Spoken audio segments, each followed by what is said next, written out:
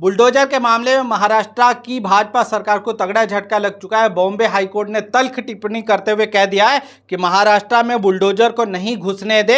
ये यूपी या बिहार नहीं है। ये मामला इसलिए उठा क्योंकि औरंगाबाद में जैसे एमआईएम के एक पार्षद के घर को रातों रात गिरा दिया गया, उसको लेकर ये याचिका डाली गई थी और जिस पर वहां के निगम को बाकायदा कोर्ट ने फटकार लगा दी और कह दिया है कि आप जब सुप्रीम कोर्ट की तरफ से बुलडोजर पर पाबंदी है तो अचानक से आप चीजों को ध्वस्त नहीं कर सकते। आपको क्या लगता है, सत्ता के अहंकार में भाजपा ने बुलडोजर को ही अपना अंतिम हथियार बना लिया? अपनी राय जरूर बताएं।